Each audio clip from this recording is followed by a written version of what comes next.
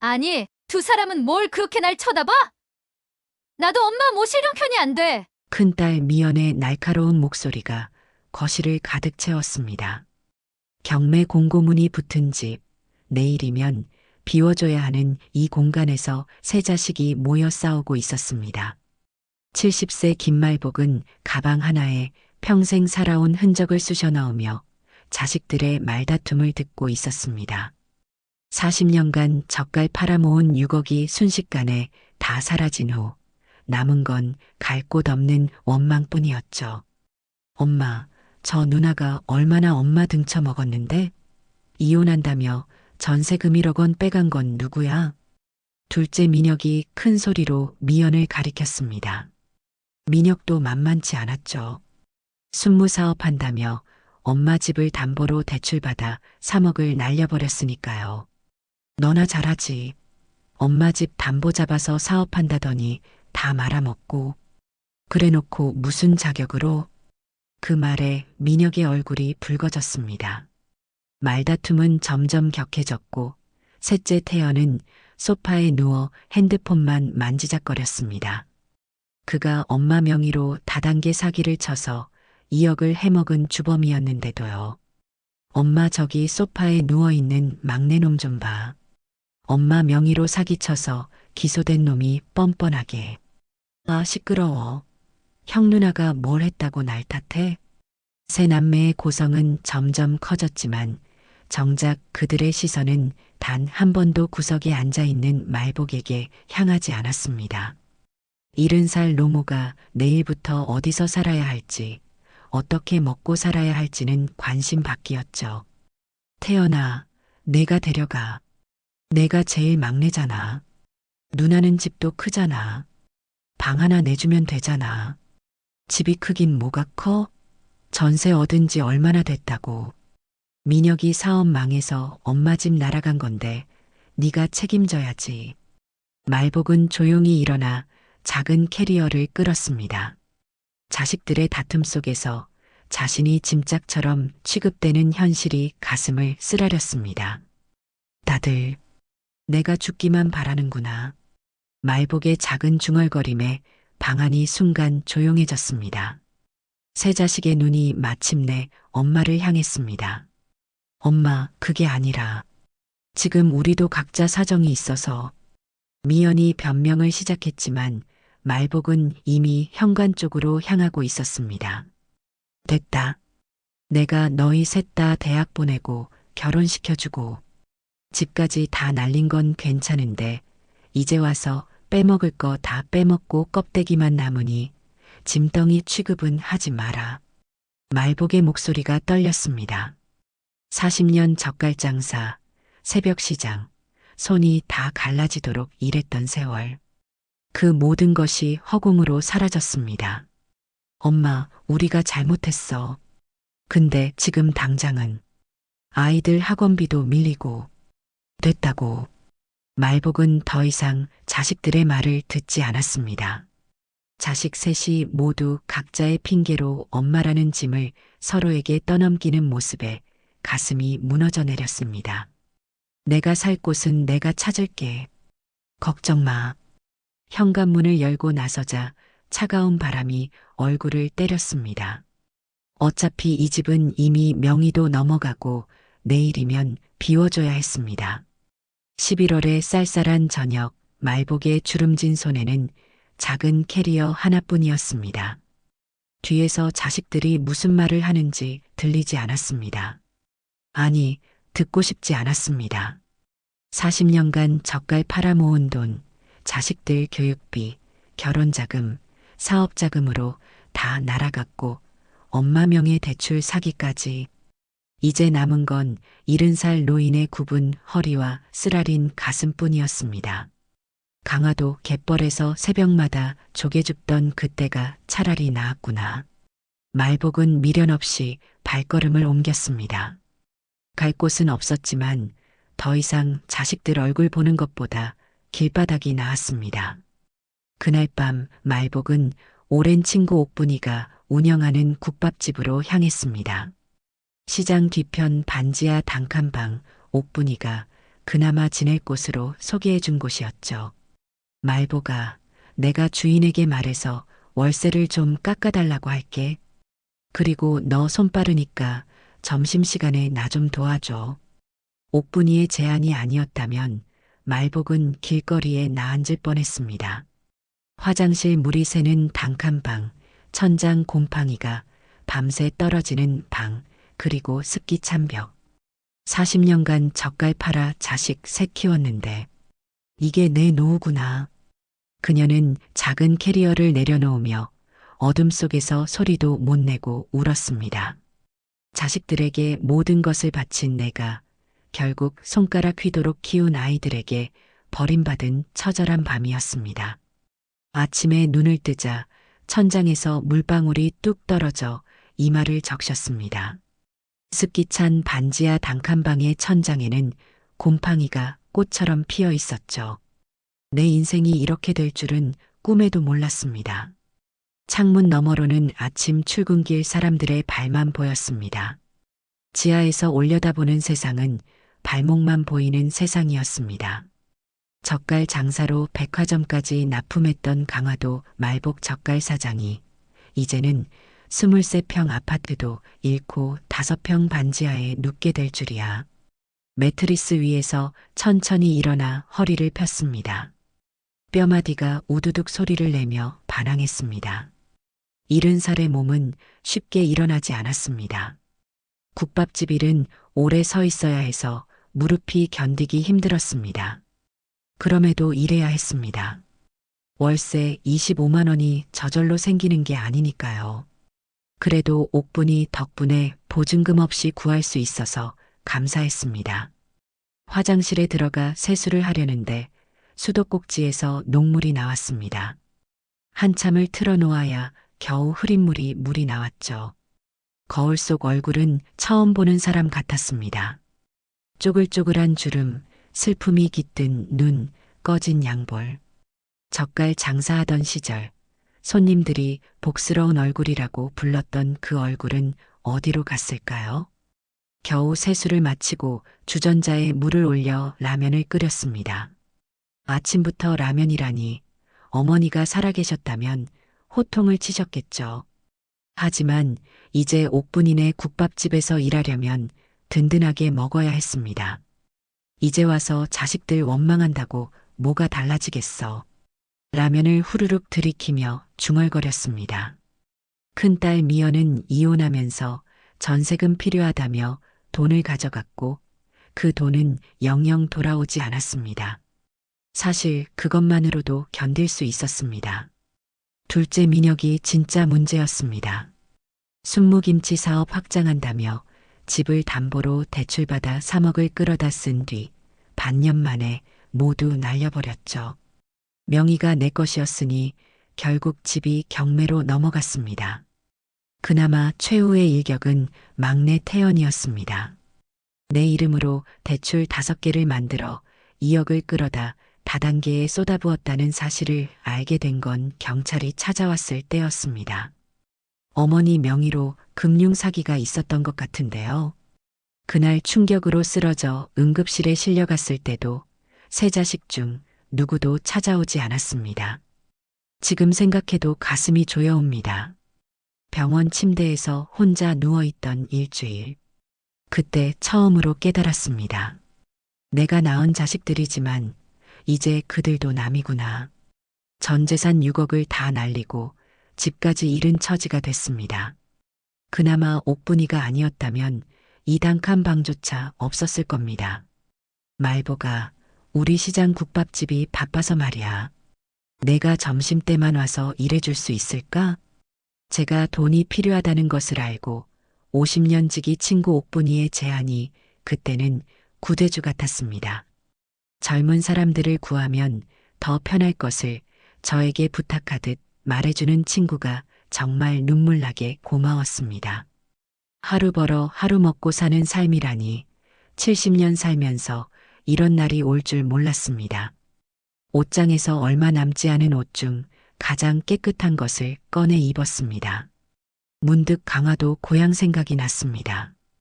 갯벌에서 새벽마다 조개를 줍던 어린 시절, 가난했지만 그때가 더 행복했던 것 같습니다. 순무밭에서 할머니와 함께 김치를 담그던 기억, 아버지가 잡아오신 멸치로 젓갈을 담그던 어머니의 손. 그 모든 기억이 이제는 멀고 먼 꿈처럼 느껴졌습니다. 그래도 젓갈 장사로 삼남매 대학은 다 보냈잖아. 작은 위안을 삼으며 문을 열고 나섰습니다. 시장통으로 향하는 길, 사람들 걸음이 바빴습니다. 모두 각자의 삶을 사느라 바쁜데 나 같은 노인은 보이지도 않는 것 같았죠. 국밥집 앞에 도착하자 옥분이가 반갑게 맞아주었습니다. 말보가 잘 왔다. 오늘 특히 바쁠 것 같아. 명절 앞두고 장 보러 오는 사람들이 많거든. 명절. 그 단어가 가슴을 찔렀습니다. 옛날에는 명절이면 온 가족이 모여 순무김치, 젓갈 등 내가 만든 음식을 맛있게 먹었는데 이번 명절은 자식 얼굴조차 볼 수 없겠죠. 앞치마를 두르고 주방으로 들어갔습니다. 빨갛게 끓는 국물, 칼칼한 고춧가루 향, 부지런히 움직이는 사람들. 그래도 이렇게 일할 수 있어 다행이라고 생각했습니다. 70살의 일거리가 있다는 건 축복이니까요. 첫 손님이 들어오고 순댓국 그릇을 나르는데 무릎이 욱신거렸습니다. 그 아픔을 참으며 미소를 지었습니다. 젓갈 장사할 때 웃으며 손님 맞던 그 미소를 기억해내려 했지만 이제는 그마저도 쉽지 않았습니다. 점심 장사가 한창일 때 끊임없이 오가는 손님들. 젓갈 손질하던 그 손으로 이제는 남의 밥그릇을 나르고 있었습니다. 하지만 그래도 괜찮았습니다. 살아있으니까요. 아직 숨을 쉬고 걸을 수 있고 일할 수 있으니까요.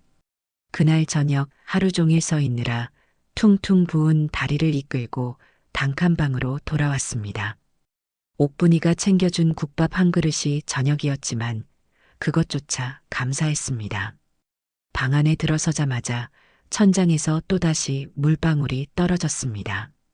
이제는 그 소리에 익숙해졌지만 마음만은 여전히 아팠습니다. 여보, 내가 이렇게 될 줄 알았으면 나도 같이 데려가지. 남편 영정사진을 꺼내 들고 중얼거렸습니다. 남편이 뇌출혈로 쓰러졌을 때 3일 만에 손 써볼 새도 없이 하늘나라로 갔습니다. 차라리 이 꼴 저 꼴 보지 못한 남편이 부러워지기까지 했죠. 가방에서 작은 수첩을 꺼냈습니다. 그 안에는 젓갈 레시피와 순무김치 담그는 법이 빼곡히 적혀 있었죠. 어머니에게 배운 대로 40년간 직접 담가온 그 비법들. 이것만은 자식들에게도 알려주지 않은 보물이었습니다. 이제 이건 내 무덤까지 가져가겠구나. 수첩을 가슴에 안고 초라한 매트리스에 누웠습니다. 천장에서는 여전히 물방울이 떨어졌고 벽에서는 습기가 스며나왔습니다. 눈을 감으며 생각했습니다. 70년 인생에서 가장 밑바닥을 친 것 같은 이 순간, 어쩌면 이게 끝이 아니라 새로운 시작일지도 모른다고. 그렇게 생각하며 깊은 잠에 들었습니다. 국밥집 주방에서 물을 썰다가 문득 손등을 바라봤습니다.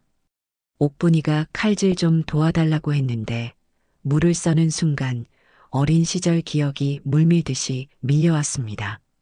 손에는 이제 젓갈 냄새 대신 국물 얼룩이 묻어 있었지만 갯벌 냄새는 여전히 제 몸속 어딘가에 남아있는 것 같았습니다.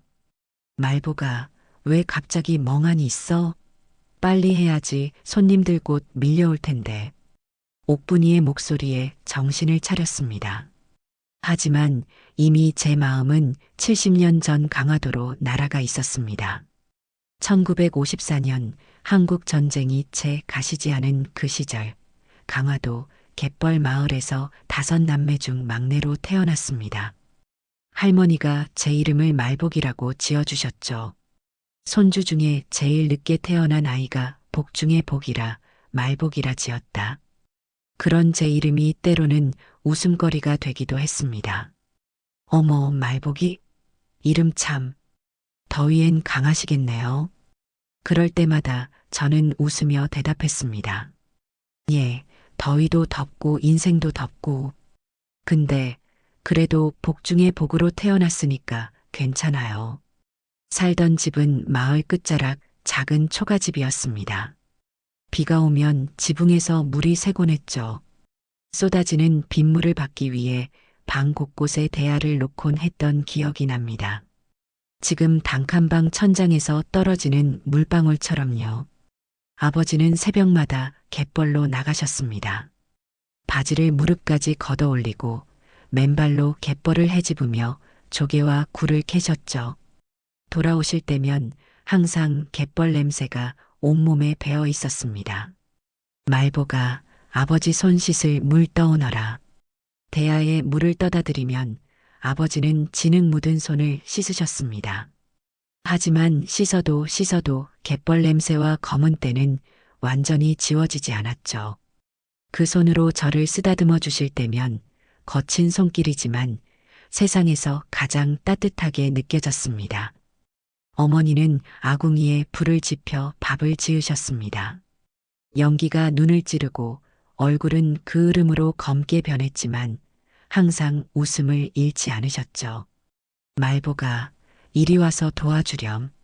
순무 씻어야 한다. 가을이면 우리 동네는 순무 수확으로 바빴습니다.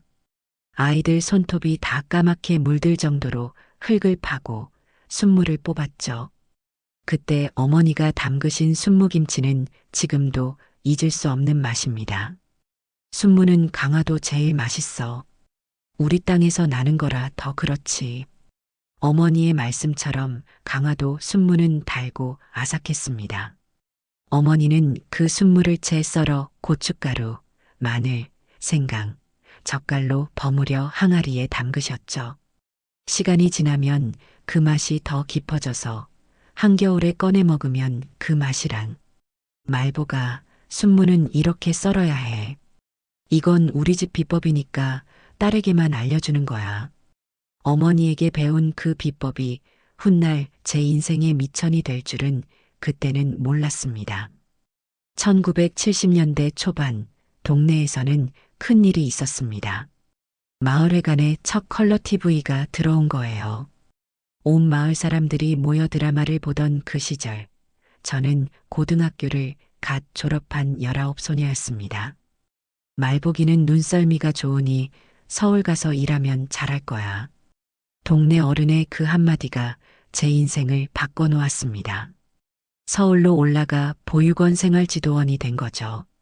한 달 월급 8,000원, 기숙사 제공. 당시 쌀 한 대에 300원이었는데 꿈 같은 조건이었습니다. 보육원에 처음 갔을 때 형광등 불빛 아래 웅크린 아이들을 봤습니다. 부모 없이 자라는 그 아이들의 눈빛이 어찌나 슬프던지. 밤마다 악몽 꾸며 우는 아이들, 그 모습을 보면서 저도 많이 울었습니다. 매일 아침 6시 제 일과는 아이들 세수시키는 것으로 시작됐습니다. 추운 겨울에도 차가운 수돗물로 얼굴을 씻겨야 했죠. 눈곱대고 코 닦이고 귀 뒤까지 깨끗이. 그 다음에야 밥을 먹일 수 있었습니다. 선생님, 엄마는 언제 와요? 그 질문에 답할 수 없어 가슴이 아팠죠. 대신 저는 밤마다 이불을 덮어주며 이렇게 말했습니다. 괜찮아, 잘 자. 선생님이 여기 있으니까. 그러던 어느 날 6살짜리 조용한 여자아이가 들어왔어요. 이름은 이명희. 말이 없고 밥도 잘 안 먹고 밤마다 오줌을 싸서 혼나곤 했죠. 다른 선생님들은 애가 까다롭다며 꺼렸지만 저는 그 아이의 눈빛에서 뭔가를 발견했습니다. 첫날 밤 명희는 저에게 다가와 조용히 물었어요. 선생님, 저 여기서 죽어요? 그 말에 가슴이 찢어지는 것 같았습니다. 아버지의 학대, 어머니의 가출, 그리고 무너져버린 세상. 이제 겨우 6살인데 죽음을 생각하는 아이의 마음이 얼마나 아팠을까요? 아니, 명희야. 넌 여기서 살 거야. 선생님이랑 함께. 그날부터 저는 명희 이불을 특별히 챙겼습니다. 깨끗이 빨아 햇볕에 말려 포근하게 덮어주고 손을 잡고 재워줬죠. 처음엔 거부하던 아이가 점점 마음을 열기 시작했습니다. 어느 날 밤 명희가 제 품에 안겨 울면서 말했어요. 선생님, 엄마 냄새가 나요. 그 말에 저는 숨이 멎는 줄 알았습니다. 아이 하나 품에 안고 저희 엄마가 저를 업고 일하던 강화도 순무밭과 갯벌이 그리워 목이 메었죠.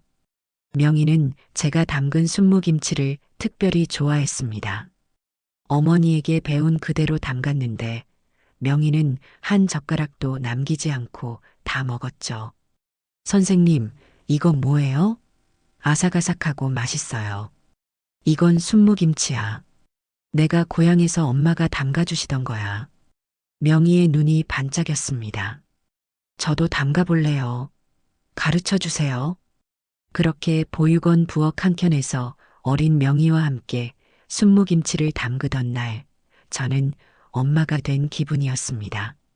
아버지의 갯벌 냄새, 어머니의 순무김치, 그 모든 기억이 제 속에 살아있었고, 이제 그것을 명희에게 물려주고 있었던 거죠. 보육원에서 5년을 일하고 저는 다시 강화도로 내려왔습니다. 아버지가 편찮으셔서 더 이상 멀리 있을 수 없었죠. 이제 국민학생이 된 명희와 헤어지던 날, 아이는 울지 않았습니다. 선생님, 저 다 컸어요. 이제 혼자서도 잘할 수 있어요. 선생님이 가르쳐 주셨잖아요. 그 말에 오히려 제 눈물이 멈추지 않았습니다. 명희야, 어디서든 건강하게 잘 자라. 그리고 순무김치 맛 잊지 마. 아이는 고개를 끄덕였습니다. 그리고 작은 목소리로 약속했죠. 선생님, 언젠가 제가 선생님 찾아갈게요. 그때는 제가 크게 성공해서요. 그 생각에 눈물이 앞을 가렸습니다. 명희가 지금쯤 어떻게 지내고 있을지 가끔 생각하곤 했지만 40년이 넘는 세월이 흐른 지금 어딘가에서 잘 살고 있길 바라봅니다.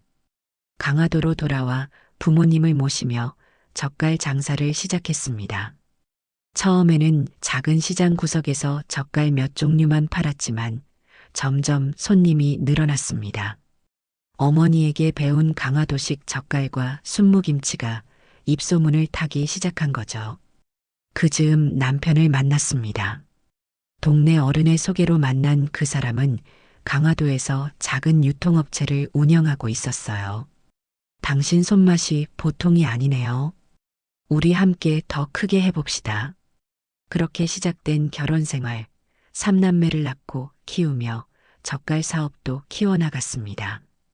백화점에 납품하기 시작했을 때가 아마도 제 인생에서 가장 빛나던 순간이었을 거예요. 말보가, 정신 차려, 국 넘쳐, 옥분이의 외침에 정신을 차렸습니다. 물을 썰다 말고 멍하니 있었더니 국이 넘치고 있었어요. 황급히 불을 줄이고 국물을 걷어냈습니다. 미안해, 옥분아. 잠깐 옛날 생각에 빠졌네. 무슨 생각을 그렇게 하는데? 눈물까지 글썽이고. 그냥 강화도에서 순무김치 담그던 생각. 옥분이는 이해한다는 듯 고개를 끄덕였습니다. 우리 세대는 다 비슷한 이야기를 갖고 있으니까요. 가난했지만 따뜻했던 그 시절, 부모님의 희생, 자식들을 위해 바친 청춘. 말보가, 너 그동안 고생이 많았지. 이제 좀 편히 살 때도 됐는데. 괜찮아. 아직 내 손은 쓸만해. 이렇게 칼질도 하고. 하지만 마음 한구석이 무너져 내렸습니다. 강화도에서 온 친척이 가져다 준 순무가 주방 한켠에 있었는데 그걸 보니 더욱 서글퍼졌습니다. 한때는 그 순무로 온 가족의 밥상을 풍요롭게 했는데 이제는 혼자 국밥집 주방에서 남의 반찬을 만들고 있다니. 명절을 앞둔 시장통 국밥집은 평소보다 더 시끌벅적했습니다. 80 넘은 할머니부터 혼자 사는 직장인까지 명절장을 보러 나온 사람들이 배고픔을 달래러 모여들었습니다. 김말복은 새벽부터 시작된 일로 이마에 땀이 맺혔지만 무릎이 아파도 멈출 수 없었습니다. 오늘 같은 날의 일당은 평소보다 더 나았으니까요. 순댓국 하나요. 깍두기 빼고. 주방에서 옥분이의 익숙한 외침이 들렸습니다. 말복은 그릇을 들고 주방으로 향했고 끓는 국물을 받아 손님에게 나르는 반복된 동작을 이어갔습니다. 아침부터 벌써 20그릇은 넘게 날랐을 겁니다. 잠시 주방에 서서 허리를 폈습니다. 문득 창밖을 바라보니 가족들과 함께 장을 보는 사람들이 보였습니다. 손주 손잡고 과일 고르는 할머니, 남편과 함께 고기 사는 아내, 어머니를 따라 과자를 조르는 아이. 이번 명절에도 자식들 얼굴 한번 보기 힘들겠네. 마음 한켠이 쓰라렸습니다. 작년 추석에는 그래도 첫째가 전화라도 했는데 올해는 연락조차 없었습니다. 사실 연락이 와도 뭐라 대화할지 모르겠지만 그래도 연락 한 통 없는 게 서운했습니다. 점심 장사가 절정에 이르렀을 때였습니다. 문이 열리고 한 여성이 들어왔습니다. 검은색 정장에 단정한 구두, 고급스러운 가방. 50대 후반쯤 되어 보이는 단아한 여성이었습니다. 보통 시장 국밥집에서는 보기 힘든 차림새였죠. 말복은 그 여성에게 시선이 가는 것을 느꼈지만 일단 기존 손님들의 주문을 처리해야 했습니다. 정신없이 그릇을 나르다 보니 그 여성도 자리에 앉아 국밥을 주문했습니다. 순댓국 하나요. 깍두기는 적게요. 옥분이의 목소리에 말복은 국그릇을 들고 손님이 있는 자리로 향했습니다. 그 여성은 구석자리에 앉아 무언가 생각에 잠긴 듯 했습니다. 말복은 천천히 국그릇을 내려놓았습니다. 여기 드세요. 뜨거우니 조심하세요. 옆 테이블에 빈 그릇을 담아 돌아서려는 찰나 그 여성의 목소리가 들렸습니다. 저기요. 잠시만요. 말복이 고개를 돌리자 여성은 자신을 빤히 바라보고 있었습니다. 눈빛이 이상했습니다. 놀란 듯도 믿기지 않는 듯도 한 표정이었습니다. 혹시 김말복 선생님 맞으세요? 말복의 심장이 멎는 듯 했습니다. 김말복 선생님이라는 호칭은 보육원에서만 들었던 말이었습니다. 40년도 더 전의 기억, 아이들이 부르던 그 호칭을 이제 와서 듣게 될 줄은 몰랐습니다. 그런데요. 말복은 무심한 듯 대답했지만 심장은 쿵쾅거리기 시작했습니다. 여성의 얼굴을 자세히 살펴봤습니다. 낯선 얼굴이었지만 어딘가 모르게 익숙한 느낌이 들었습니다. 정말 맞으시죠? 보육원에서 1970년대 그 먼 옛날의 기억이 홍수처럼 밀려왔습니다. 보육원 복도의 형광등 불빛, 울음을 그치지 않던 아이들, 그 중에서도 특히 말없이 구석에 앉아있던 한 소녀. 혹시 명희? 말복의 목소리가 떨렸습니다. 여성의 눈에서 갑자기 눈물이 맺혔습니다. 선생님, 정말 선생님 맞으시죠? 저예요. 이명희예요. 그때 매일 밤 악몽 꾸던 그 명희. 선생님이 이불 덮어주고 손 잡아주시던 울보 명희요. 말복의 손이 떨리기 시작했습니다. 명희는 일어나려다 주저앉았습니다. 손으로 입을 가리며 흐느꼈습니다. 어머니, 정말 어머니인가요? 여기서 이러고 계시다니. 그 순간 말복의 손에 들고 있던 다 먹고 남은 빈 국그릇이 바닥에 떨어졌습니다. 주방으로 가져가려던 그릇이 요란한 소리를 내며 깨졌고 국밥집 안은 순간 조용해졌어요. 모든 시선이 그들에게 쏠렸죠. 어머니라니. 나는 선생님이었지. 말복의 눈에서도 눈물이 흘러내렸습니다. 눈앞의 명희는 더 이상 6살 소녀가 아니었습니다. 당당한 자신감이 묻어나는 성공한 중년 여성이었습니다. 그때 선생님은 저한테 엄마였어요. 명희는 자리에서 일어나 말복에게 다가왔습니다. 국밥집 손님들은 무슨 일인지 궁금해하며 흥미롭게 지켜봤습니다. 말복은 혼란스러웠습니다. 40년이 넘는 세월 강화도로 돌아와 젓갈 장사를 시작하고 결혼해서 3남매를 키우고 남편을 잃고 결국 모든 것을 잃기까지 그 긴 세월 동안 이 아이는 어디서 무얼 하고 있었을까요? 옥분이가 주방에서 나왔습니다. 말보가 무슨 일이야? 그릇 깨뜨리고 그러다 명희를 보더니 상황을 직감한 듯 했습니다. 혹시 보육원에서 돌봐줬던 그 아이? 말복이 고개를 끄덕였습니다. 평소 옥분이에게 그때 아이들이 너무 궁금하다고 자주 말했거든요. 명희, 우리 명희가 맞아. 명희는 말복의 손을 붙잡았습니다. 향수 냄새가 났지만 그 손길에서 어린 소녀 명희의 온기가 느껴졌습니다. 선생님, 우리 따로 얘기할 수 있을까요? 제가 지금 믿기지가 않아서. 옥분이가 나섰습니다. 말복아, 잠시 쉬었다 와. 내가 알아서 할게. 말복은 앞치마를 벗고 명희의 손을 잡았습니다. 국밥집을 나와 근처 조용한 카페로 향했습니다. 말복의 다리는 후들거렸고 심장은 여전히 빠르게 뛰고 있었습니다. 평생 어떻게 살고 있는지 궁금했는데 자식 셋은 키워놓고도 연락 한 통 없지만 단 몇 년만 돌봐준 남의 아이가 40년 만에 찾아왔다는 사실에 가슴이 벅차올랐습니다. 카페에 들어서자 명희는 구석자리를 선택했습니다. 깔끔한 인테리어, 따뜻한 조명, 그리고 달콤한 커피 향기. 말복은 이런 곳에 간 지 오래되었다는 생각이 들었습니다. 명희는 2잔의 차를 주문했습니다.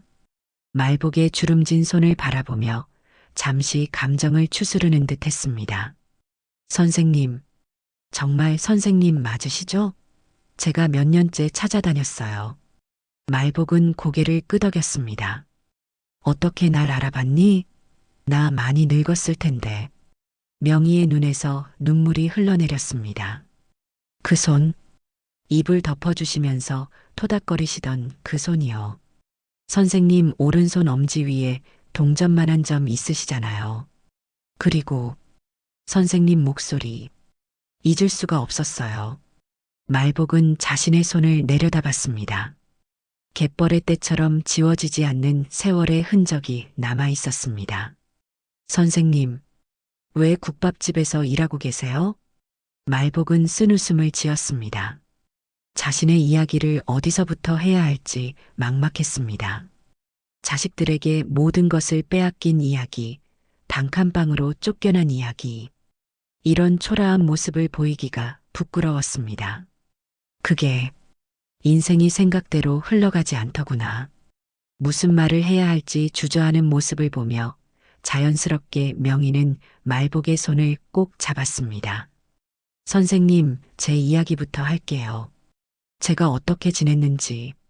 차가 나왔고 명희는 천천히 이야기를 시작했습니다. 선생님이 집으로 가고 얼마 뒤에 저는 입양됐어요.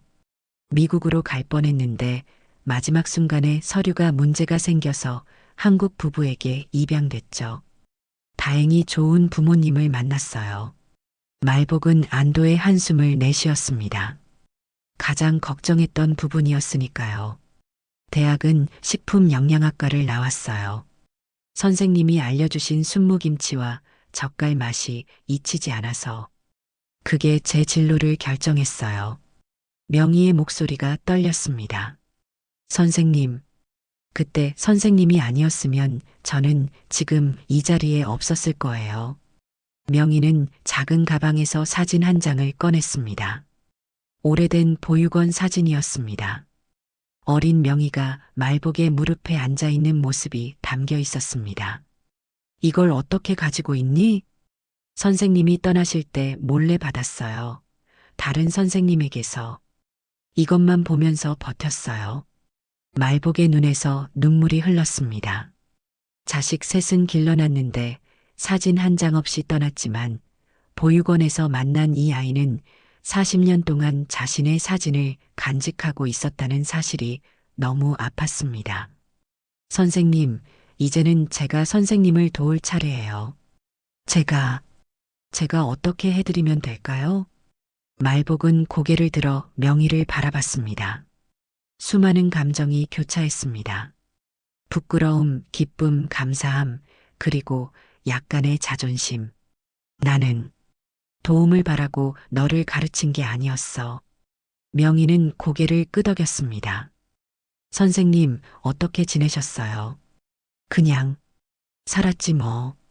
결혼해서 애 셋 낳고 젓갈 장사하며 키웠어. 말복은 담담하게 말했지만 명희의 시선을 피했습니다. 자신의 비참한 현실을 있는 그대로 말하기가 부끄러웠습니다. 선생님, 그런데 왜 국밥집에서 일하고 계세요? 피할 수 없는 질문이었습니다. 말복은 깊은 한숨을 내쉬었습니다. 다 망했어. 집도 날아가고 가게도 접고 이제 옥분이네 국밥집에서 일하며 단칸방에 살고 있지. 명희의 눈이 커졌습니다. 믿기지 않는다는 표정이었습니다. 어떻게, 왜요? 말복은 쓰게 웃었습니다. 자식들이 다 가져갔어. 큰딸은 이혼한다며 전세금 빼갔고, 둘째는 집 담보로 사업한다며 빚만 지고, 막내는 내 이름으로 대출받아 다단계에 쏟아부었지. 결국 다 잃었어. 명희의 얼굴이 굳었습니다. 잠시 침묵이 흘렀습니다. 말복은 명희가 자신을 불쌍히 여기는 것이 싫었습니다. 애써 밝게 말했습니다. 괜찮아. 내 딴엔 열심히 산 거니까. 자식들 모두 대학 보내고 결혼시키고. 그게 부모 역할이잖아. 하지만 명희의 눈에는 이미 눈물이 맺혀 있었습니다. 선생님, 그럴 수 없어요. 선생님 같은 분이 그렇게 살면 안 돼요. 말복은 당황했습니다. 명희의 진심 어린 걱정에 가슴 한켠이 따뜻해졌습니다. 괜찮다니까. 나 아직 손은 쓸만해. 국밥집 일도 할 수 있고. 알아요. 하지만 선생님의 그 젓갈 맛, 순무김치 맛은 제 인생을 바꿨어요. 그 맛을 세상에 알리고 싶어요. 선생님과 함께요. 말복은 복잡한 감정에 말을 잇지 못했습니다. 명희는 환하게 웃었습니다. 선생님, 우리 함께 새로운 시작을 해보면 어떨까요? 선생님의 손맛으로, 그 비법으로. 제가 그동안 찾던 바로 그 맛이니까요. 말복은 창밖을 바라봤습니다. 시장통을 오가는 사람들, 명절을 준비하는 가족들. 그 속에서 자신만 소외된 듯했던 그 느낌이 조금씩 사라지는 것 같았습니다.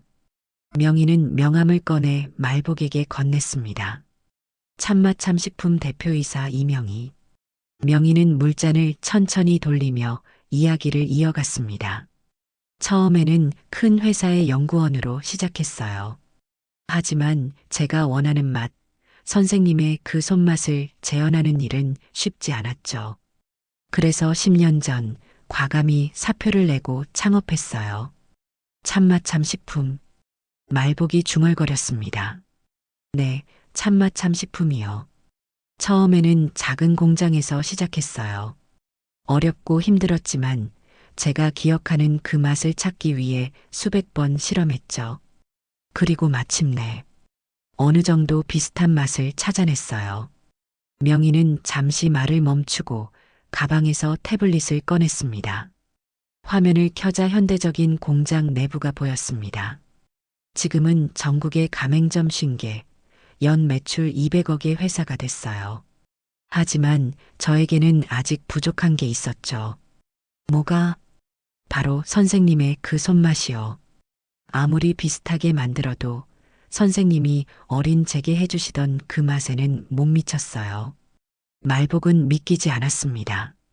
자신이 보육원에서 보여줬던 그 젓갈과 순무김치 담그는 법이 이렇게 큰 사업의 시작이 될 줄이야. 그래서 최근에 강화도 특산물로 새로운 사업을 구상하던 중이었어요. 그리고 선생님을 더 찾아다녔죠. 날 찾아? 네, 보육원 기록, 옛 동료 선생님들, 모든 방법을 동원했어요. 하지만 아무도 선생님이 어디 계신지 알지 못했죠. 그러다 우연히 오늘 이 시장에서 시장 조사차 온 김에 국밥 한 그릇 먹으려고 들어왔는데 선생님을 만나다니 명희의 목소리가 떨렸습니다. 이건 정말 운명이에요, 선생님. 명희가 진지한 표정으로 말했습니다.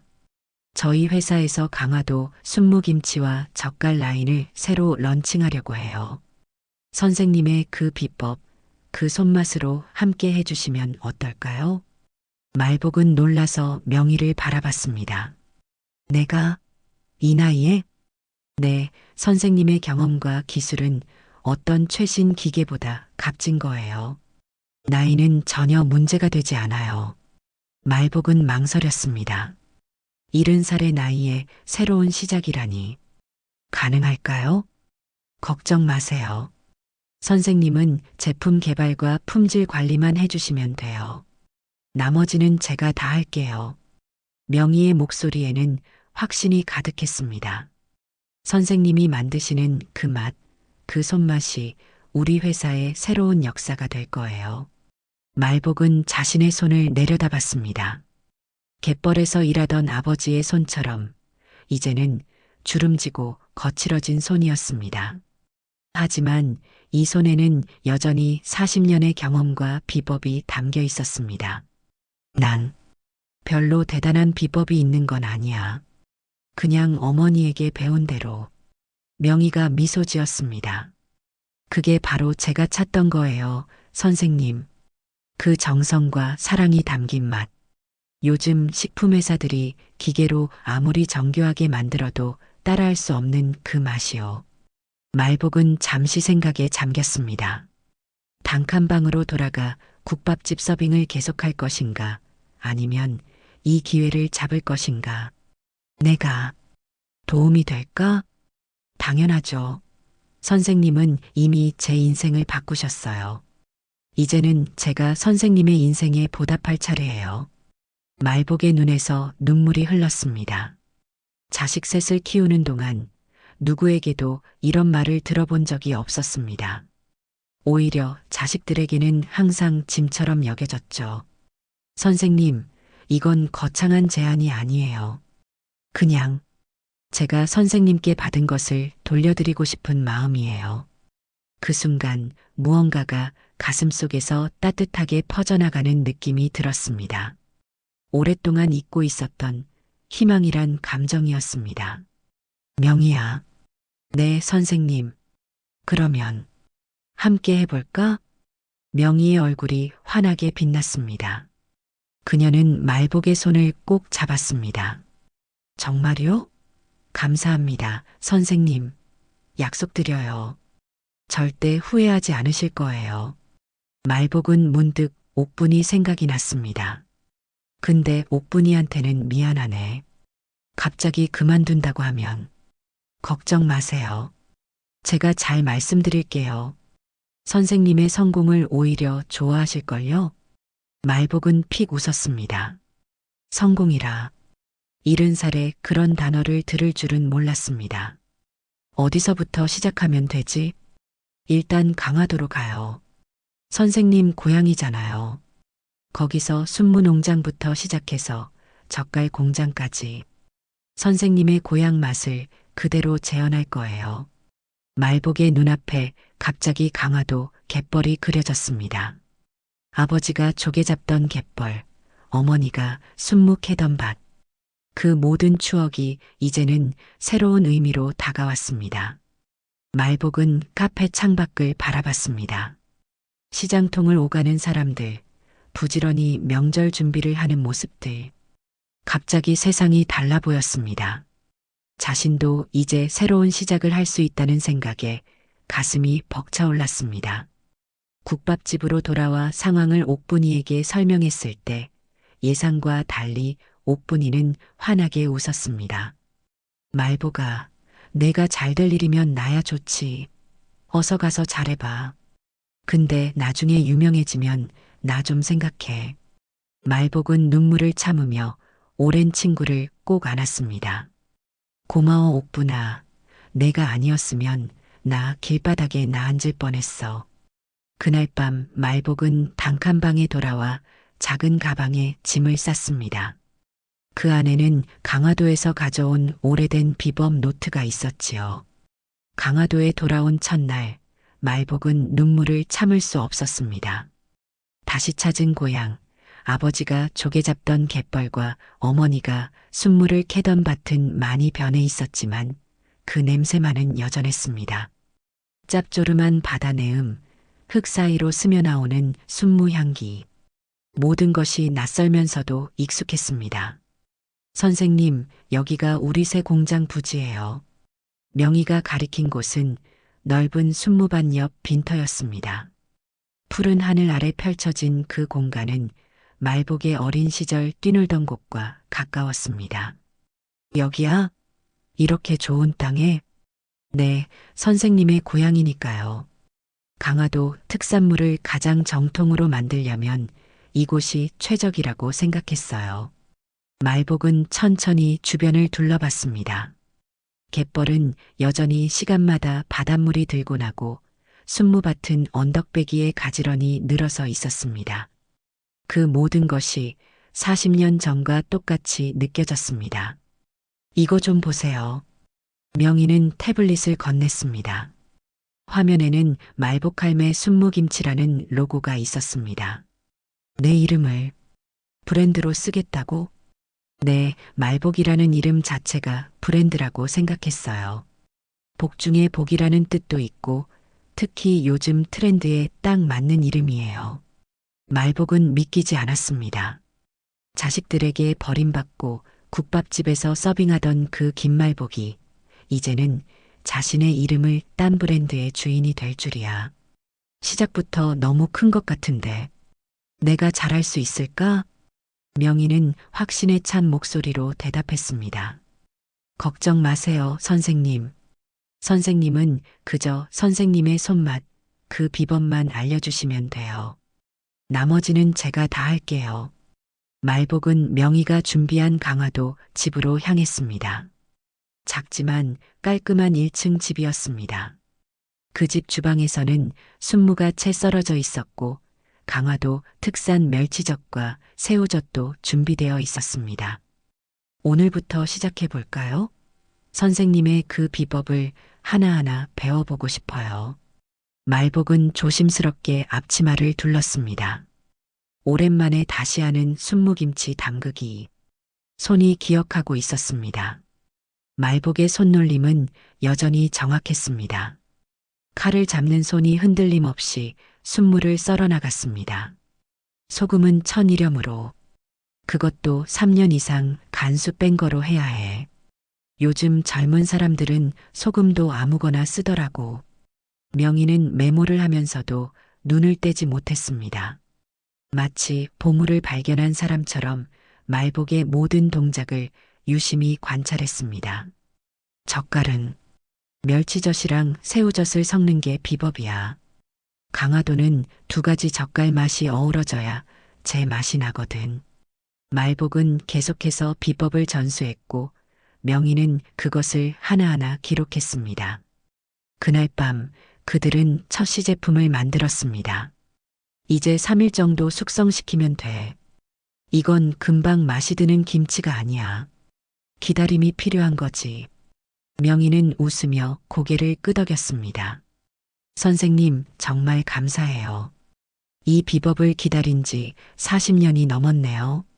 말복은 손을 씻으며 대답했습니다. 나는 그냥 어머니에게 배운 대로 한 것뿐이야. 특별한 건 없어. 그게 바로 특별한 거예요, 선생님. 이 시대에 남아있는 마지막 손맛이니까요. 그렇게 첫날이 지나갔습니다. 말복은 오랜만에 편안한 마음으로 잠자리에 들었습니다. 갯벌 냄새가 느껴지는 이 방, 창밖으로 들리는 물결 소리. 모든 것이 고향의 포근함으로 다가왔습니다. 다음 날부터 본격적인 제품 개발이 시작되었습니다.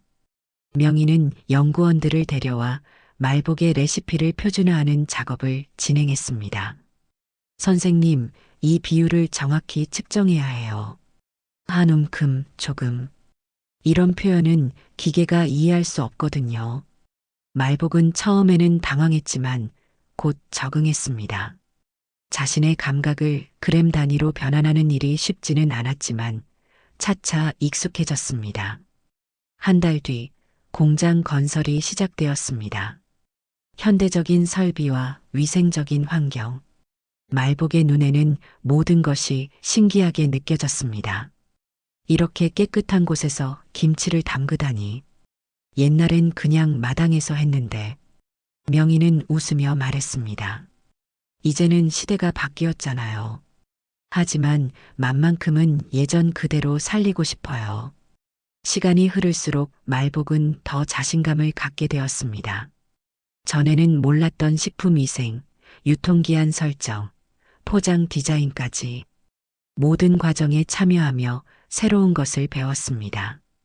어느 날 명희가 설레는 표정으로 말복을 찾아왔습니다.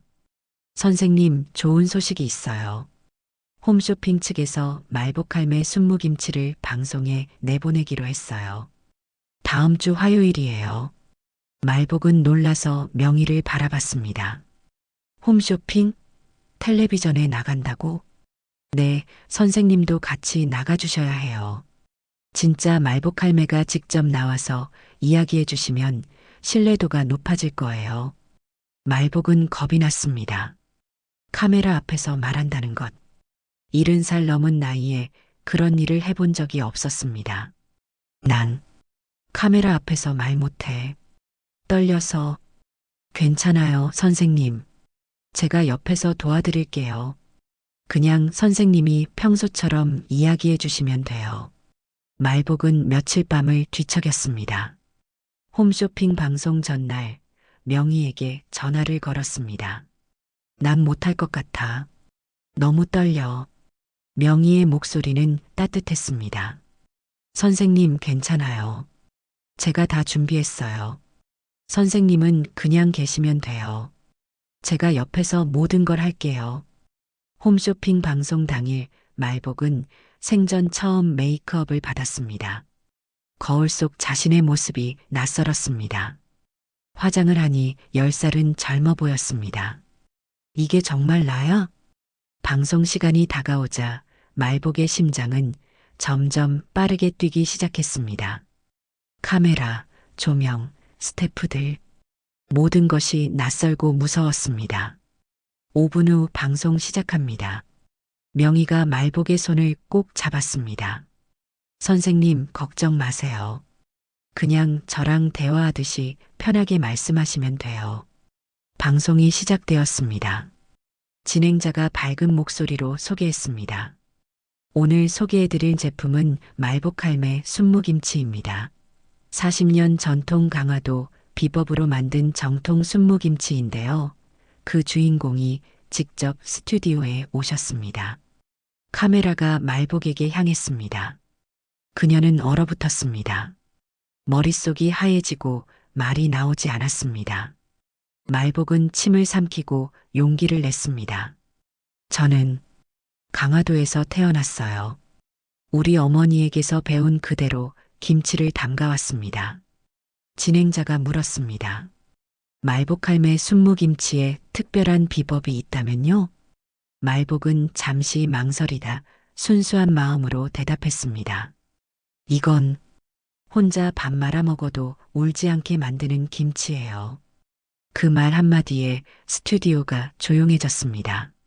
진행자도 명희도 잠시 말을 잃었습니다. 그러나 이후 방송은 예상치 못한 방향으로 흘러갔습니다. 말복은 조금씩 긴장을 풀고 자신의 이야기를 풀어놓기 시작했습니다. 강화도에서의 어린 시절, 어머니에게 배운 요리, 40년간의 젓갈 장사. 시청자들의 반응은 폭발적이었습니다. 방송 중간에 이미 주문 전화가 폭주했고 시스템이 다운될 정도였습니다. 선생님, 대박이에요. 준비한 물량 5천 세트가 10분 만에 완판됐어요. 이런 경우는 처음이에요. 말복은 얼떨떨했습니다. 자신의 순무김치가 이렇게 인기를 끌 줄은 몰랐습니다. 정말? 그렇게 많이 팔렸어? 네. 더 놀라운 건 SNS에서 말복할매가 해시태그로 떠오르고 있어요. 이미 수많은 사람들이 선생님 영상을 공유하고 있어요. 그날 밤 말복은 기적 같은 일을 경험했습니다. 70살이 넘은 나이에 TV에 나가 자신의 김치를 소개하고 그것이 불과 몇 시간 만에 전국적인 화제가 되다니. 이후 며칠 동안 말복할매 순무김치는 품절 대란을 겪었습니다. 공장은 24시간 풀가동되었고 직원들은 밤새 일했습니다. 어느 날 명희가 들뜬 표정으로 태블릿을 들고 왔습니다. 선생님, 이거 보세요. 화면에는 SNS 댓글들이 가득했습니다.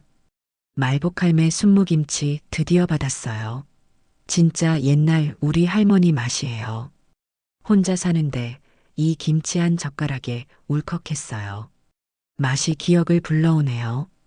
말복할매 방송 다시 보고 왔어요. 70세에 새 출발하신 모습에 용기를 얻었습니다. 그리고 가장 놀라운 댓글이 있었습니다. 저 거기 보육원 출신인데 말복 선생님 기억해요. 선생님이 담가주시던 그 김치 맛 잊지 못했는데 드디어 찾았어요. 말복의 눈에 눈물이 고였습니다. 자신의 작은 손길이, 자신의 김치 한 젓가락이 이렇게 많은 사람들에게 위로가 될 줄은 몰랐습니다. 명희야. 네, 선생님. 내가 이렇게 많은 사람들에게 기억되고 있었던 거야? 명희는 부드럽게 미소 지었습니다. 당연하죠. 선생님처럼 진심으로 아이들을 사랑하고 정성을 다해 음식을 만드는 분을 어떻게 잊을 수 있겠어요? 두 번째 홈쇼핑 방송은 더 성공적이었습니다. 말복은 이제 카메라 앞에서도 당당했습니다. 그녀만의 진솔한 이야기와 따뜻한 미소는 시청자들의 마음을 사로잡았습니다. 3개월 만에 말복할매 순무김치는 전국적인 브랜드가 되었습니다. 강화도 공장은 2배로 확장되었고 농가 계약을 통해 더 많은 순무를 재배하기 시작했습니다. 어느 날 명희가 계약서를 들고 말복을 찾아왔습니다. 선생님, 이제 정식으로 계약을 맺고 싶어요. 선생님은 말복할매 브랜드의 명예회장이 되어주세요. 말복은 의아했습니다. 명예회장? 그게 뭐 하는 거야? 브랜드의 얼굴이자 영혼이 되어주시는 거예요. 물론 실질적인 수익도 따라오죠. 명희는 계약 내용을 설명했습니다. 선생님께 로열티로 10억을 드리고 회사 지분 20%도 드립니다. 그리고 매달 최소 500만 원의 수익이 보장됩니다. 말복은 숨이 막혔습니다. 10억이라니. 그녀가 평생 벌어도 모을 수 없었던 금액이었습니다. 그렇게 많은 돈을 나한테? 난 그냥 김치 담그는 법만 알려줬을 뿐인데. 명희는 진지하게 대답했습니다. 선생님, 이건 선생님의 가치에 비하면 아무것도 아니에요. 선생님의 그 손맛, 그 비법이 이 회사를 만들었으니까요. 말복은 떨리는 손으로 계약서를 넘겨보았습니다. 모든 것이 명희가 말한 그대로였습니다. 명희야, 이건 꿈인가? 아니에요, 선생님. 현실이에요. 선생님이 40년 전에 저에게 주신 사랑과 가르침이 돌아온 거예요. 말복은 잠시 생각에 잠겼습니다. 불과 6개월 전 단칸방에서 고단한 일을 하며 살던 자신이 이제는 내가 이렇게 갑자기 부자가 될 줄이야. 그날 저녁 말복은 새로 마련한 강화도 집마당에 앉아 별을 바라봤습니다. 어머니가 가르쳐준 비법 젓갈이 SNS에서 인생의 맛으로 불리던 날 나는 처음으로 울었습니다. 70년 만에 드디어 인정받는 기분이었어요. 이제 말복의 인생은 완전히 달라졌습니다. 더 이상 누구의 엄마가 아닌 그저 말복 할매로서 자신만의 인생을 살게 된 것입니다. 강화도 집 거실에 앉아 말복은 통장 잔고를 확인했습니다. 10억이라는 숫자가 적혀 있었습니다. 계약금으로 받은 돈, 그리고 매달 들어오는 500만 원의 수익. 평생 남편과 자식들을 위해 모든 것을 쏟아붓던 그 손에 이제는 자신만을 위한 돈이 쥐어져 있었습니다. 말복할매 순무김치가 론칭된 지 2년이 지난 시점이었어요. 이제는 전국 백화점과 마트에서 볼 수 있는 인기 상품이 되었고 TV 광고도 나가기 시작했습니다. 말복의 얼굴은 이제 모르는 사람이 없었죠. 어르신, 커피 한 잔 더 드릴까요? 가정부 김 씨의 목소리에 말복은 고개를 들었습니다. 명의의 배려로 이제 말복의 집에는 식사와 청소를 도와주는 가정부가 있었습니다. 고마워요, 김 씨. 근데 어르신이라고 부르지 말고 그냥 말복 씨라고 불러요. 어색하네. 김 씨는 웃으며 고개를 끄덕였습니다. 말복은 TV 리모컨을 집어든 뒤 채널을 돌렸습니다. 홈쇼핑 채널에서는 말복할매 젓갈이 론칭 방송 중이었습니다.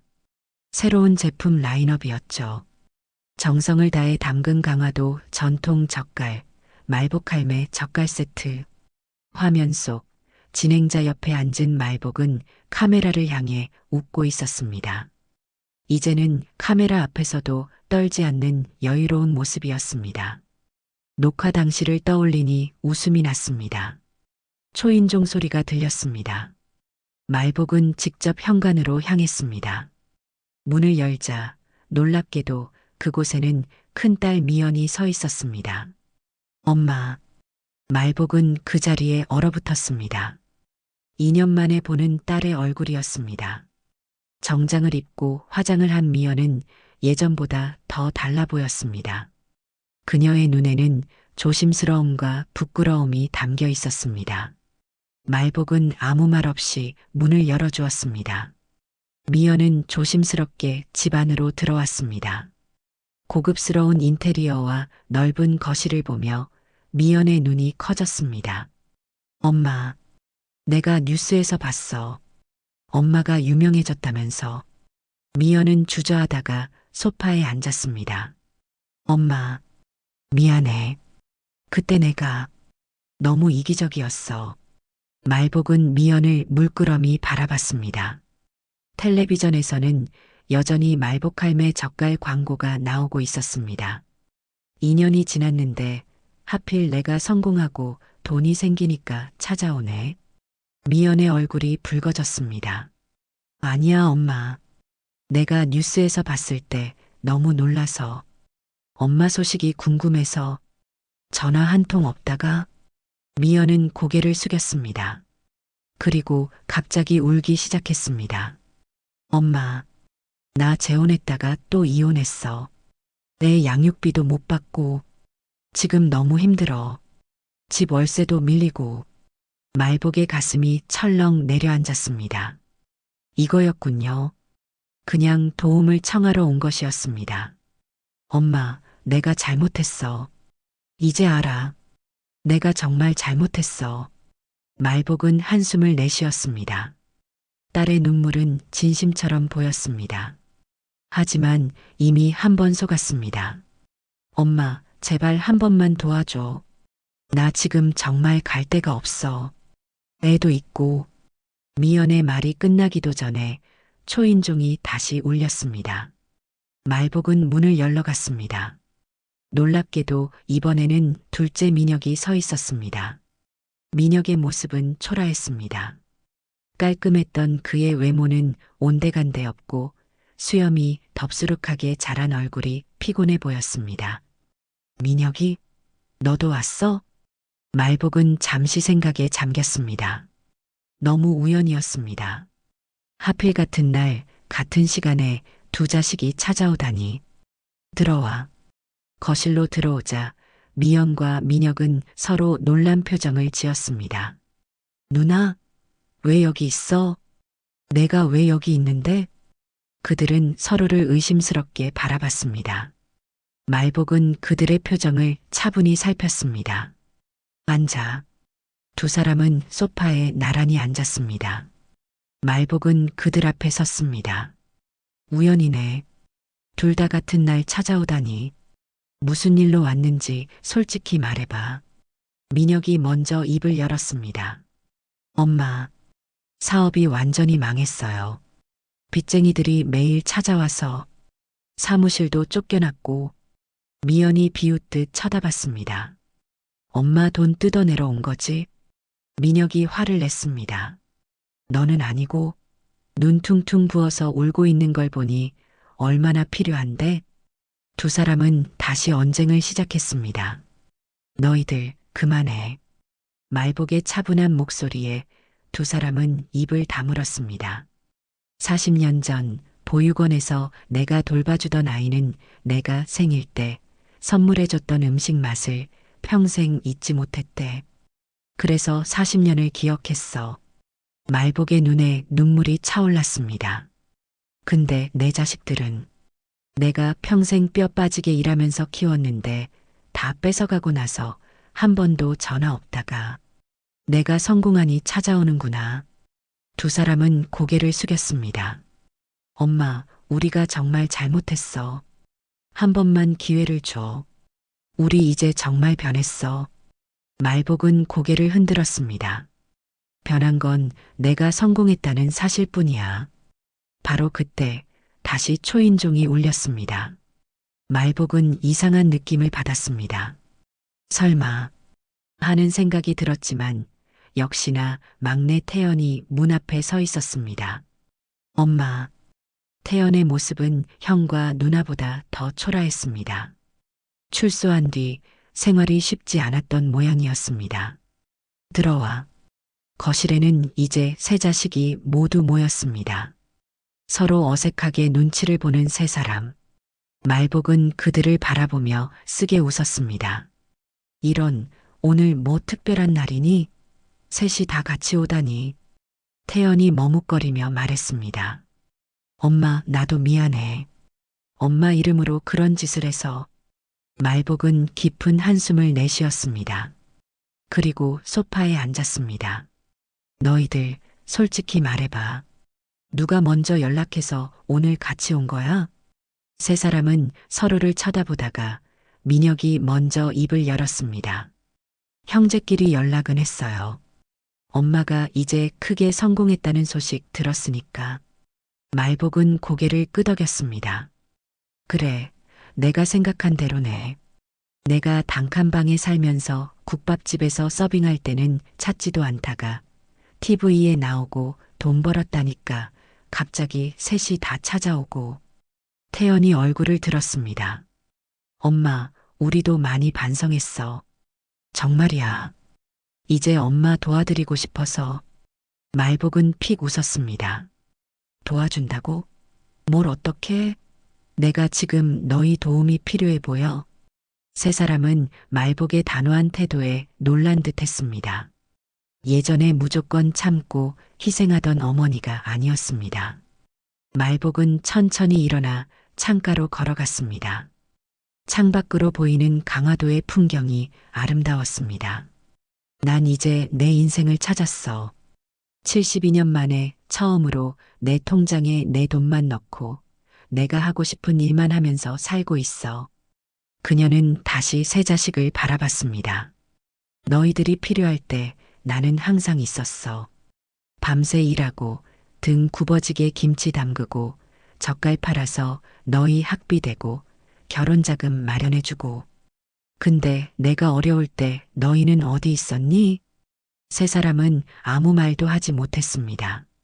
내가 단칸방에서 홀로 울던 밤 누가 찾아왔어? 내가 국밥집에서 무릎 아파서 절뚝거릴 때 누가 도와줬어?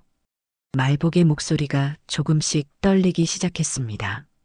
40년 전 보육원에서 만난 아이는 날 찾아왔는데 내 자식들은 전화 한 통 없었어. 미연이 눈물을 흘리며 말했습니다. 엄마, 정말 미안해.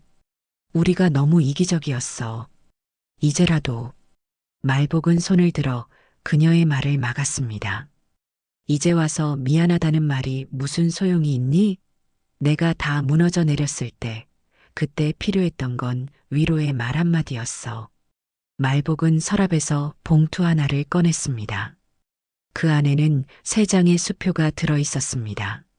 자, 이거 가져가. 세 사람의 눈이 커졌습니다. 각자 5천만 원씩? 이걸로 빚 갚고 새 출발하렴. 미연이 놀라서 물었습니다. 엄마, 정말이야? 우리를 용서해 준 거야? 말복은 고개를 저었습니다. 용서는 아니야. 그냥 마지막 선물이라고 생각해. 이걸로 우리의 인연은 끝이야. 세 사람은 충격을 받은 듯 했습니다. 엄마, 무슨 말이야?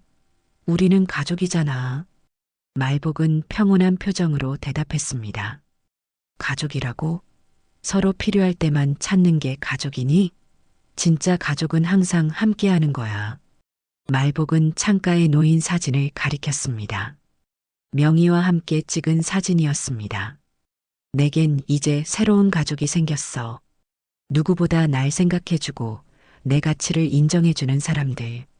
민혁이 불안한 목소리로 말했습니다. 엄마, 설마 우리를 버리는 거야? 말복은 쓴웃음을 지었습니다. 버린다고? 내가 버린 게 아니라 너희가 먼저 날 버렸잖니. 셋째 태연이 무릎을 꿇었습니다. 엄마, 제발. 우리 다시 시작해요. 내가 이제 열심히 일해서 엄마 모실게요. 말복은 고개를 저었습니다. 모실 필요 없어. 난 이제 혼자서도 잘 살 수 있어. 말복은 수표가 든 봉투를 테이블 위에 놓았습니다. 가져가. 그리고 더 이상 찾아오지 마. 세 사람은 믿을 수 없다는 표정으로 말복을 바라봤습니다. 그들이 알던 엄마가 아니었습니다. 이제는 당당하고 주체적이고 흔들림 없는 여성이 그들 앞에 서 있었습니다. 이제 내 인생은 내 거야. 너희들도 각자의 인생을 살아. 말복은 현관문을 향해 걸어갔습니다. 이만 가줄래? 난 오늘 일이 있어. 세 사람은 어쩔 수 없이 일어났습니다. 미연이 마지막으로 물었습니다. 엄마, 정말 다시는 못 만나? 말복은 잠시 생각하다가 대답했습니다. 언젠가 너희가 정말 변했다고 느껴질 때, 그때 다시 만나자. 세 사람은 봉투를 들고 아파트를 떠났습니다. 말복은 문을 닫고 깊은 숨을 내쉬었습니다.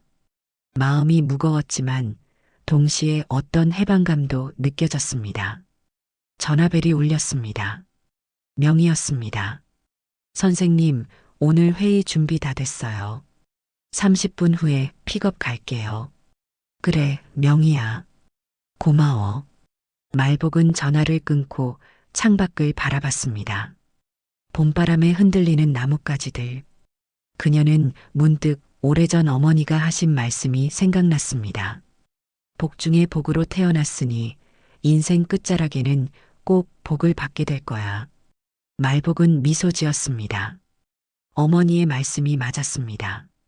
복은 결국 찾아왔습니다. 하지만 그것은 자식들에게서가 아니라 예상치 못한 곳에서였죠. 말복은 생애 첫 여권을 손에 들고 거울을 바라봤습니다. 72년 살면서 한 번도 해외여행을 꿈꿔보지 않았던 그녀가 이제는 일본 온천 여행을 앞두고 있었습니다. 여권 사진 속 그녀는 웃고 있었습니다. 예전과는 다른 자신감 넘치는 미소였습니다. 선생님, 짐 다 챙기셨어요? 비행기 시간 맞추려면 이제 출발해야 해요. 명희가 현관에서 불렀습니다. 말복은 마지막으로 가방을 확인한 뒤 문을 향해 걸어갔습니다. 다 챙겼어, 명희야. 근데 너무 많이 챙긴 것 같네. 괜찮아요, 선생님. 첫 여행인데 부족한 것보단 넉넉한 게 좋죠. 강화도 집을 나서는 순간 말복은 문득 과거를 떠올렸습니다. 몇 년 전만 해도 월세 25만 원짜리 단칸방에서 국밥집 서빙으로 근근히 살아가던 자신이었습니다. 그리고 지금은 자신의 이름을 건 브랜드의 명예회장이자 경제적으로 완전히 독립한 여성이 되었습니다. 일본에 도착한 후 이들은 유서 깊은 온천 료칸으로 향했습니다. 옛 일본 건축 양식이 그대로 보존된 료칸은 말복에게 또 다른 세계처럼 느껴졌습니다. 선생님, 여기 온천은 피부에 좋기로 유명해요. 꼭 들어가 보세요. 말복은 조심스럽게 온천에 발을 담갔습니다. 뜨거운 물이 지친 몸을 감싸주는 느낌이 너무 좋았습니다. 수십 년간 쌓인 피로가 녹아내리는 것 같았습니다. 아이고, 이런 걸 왜 진작 안 해봤나? 그녀는 온천에 몸을 담그고 하늘을 올려다봤습니다. 별들이 쏟아질 것 같은 밤하늘. 문득 남편 생각이 났습니다. 여보, 나 지금 일본에 와 있어요. 당신이랑 같이 왔으면 좋았을 텐데. 마음속으로 중얼거리며 말복은 눈을 감았습니다. 평생 쉬지 못했던 그녀에게 이 순간만큼은 완벽한 휴식이었습니다. 일본 여행은 4박 5일 동안 계속되었습니다. 교토의 고즈넉한 사찰, 오사카의 활기찬 시장. 말복은 모든 것을 처음 보는 아이처럼 감탄하며 즐겼습니다. 선생님, 이거 드셔보세요. 일본 특산품이에요. 명희가 건넨 음식을 맛보며 말복은 문득 생각했습니다. 우리 젓갈이랑 순무김치도 이렇게 외국에서 팔리면 좋겠다. 명희는 미소를 지었습니다. 그럼요, 우리가 지금 그 준비 중이잖아요. 해외 수출 첫 단계로 일본부터 시작할 거예요. 말복의 눈이 커졌습니다. 정말? 우리 김치가 여기서도 팔린다고? 네, 벌써 바이어들과 미팅을 몇 번 가졌어요. 반응이 아주 좋아요. 말복은 감격스러워 말을 잇지 못했습니다. 강화도에서 시작된 작은 비법이 이제는 세계로 뻗어나간다는 사실이 믿기지 않았습니다. 명희야, 고마워. 잠들어 있던 명희가 눈을 떴습니다. 네, 무슨 말씀이세요? 그냥 내 인생의 이 시기에 이런 행복을 알게 해줘서 고맙다는 말이야. 명희는 말복의 손을 잡았습니다. 선생님이 저한테 주신 것에 비하면 제가 해드린 건 아무것도 아니에요. 한국에 도착한 후 말복은 더욱 활기차게 일상을 살았습니다. 말복할매 브랜드는 계속해서 성장했고 이제는 젓갈, 김치뿐만 아니라 다양한 제품 라인업으로 확장되고 있었습니다. 어느 날 명희가 새 소식을 가지고 왔습니다. 선생님, 설날이 다가오는데 우리 가족이 모두 선생님 댁에서 명절을 보내고 싶대요. 괜찮으실까요? 말복은 잠시 생각했습니다. 명절. 그 단어가 주는 감정은 복잡했습니다. 예전에는 자식들과 함께 보내던 날이었지만 이제는 그래, 좋지. 너희가 온다면 기쁘지.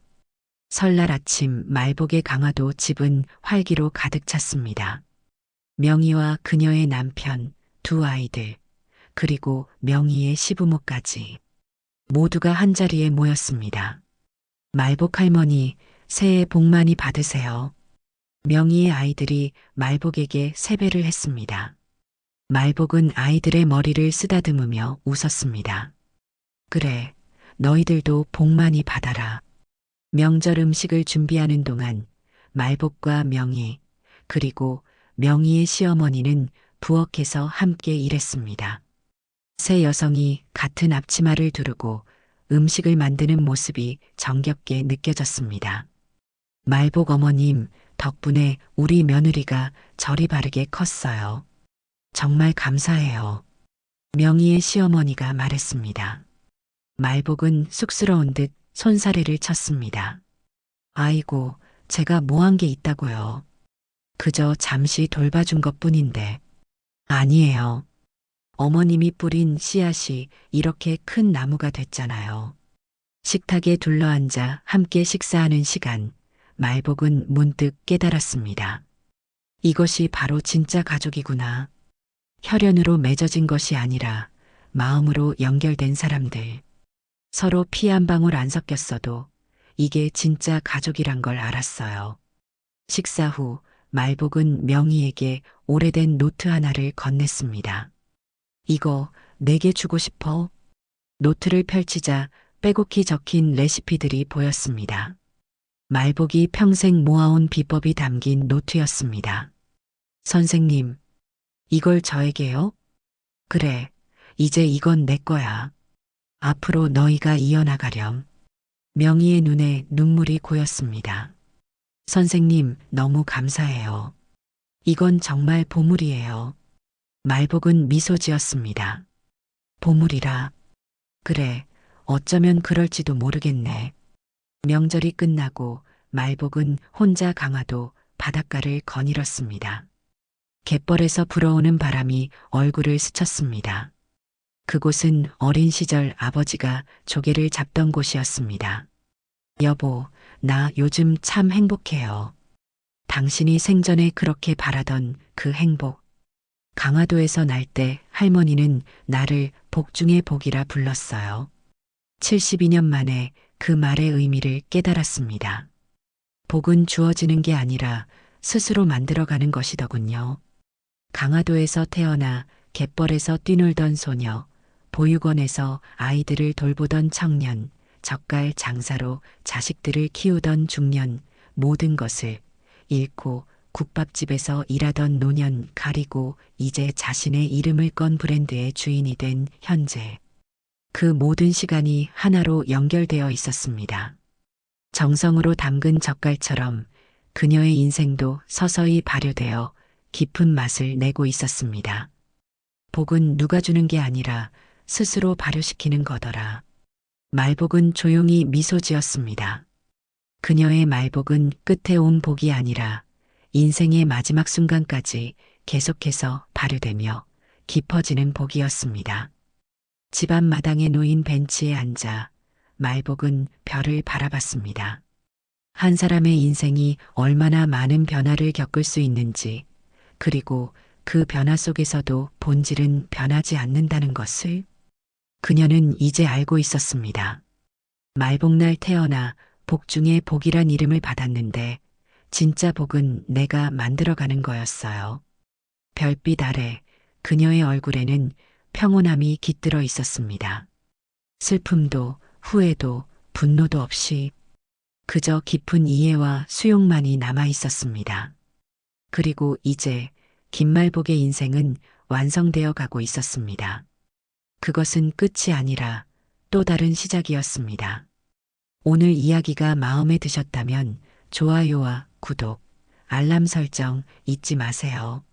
또 이야기를 보시고 마음에 남은 장면이 있으셨다면 댓글로 나눠주세요. 선생님의 한마디가 또 다른 분께 깊은 울림이 될 수 있습니다. 늘 감사합니다. 건강이 최고입니다. 하루 한 번 운동 잊지 마셔요.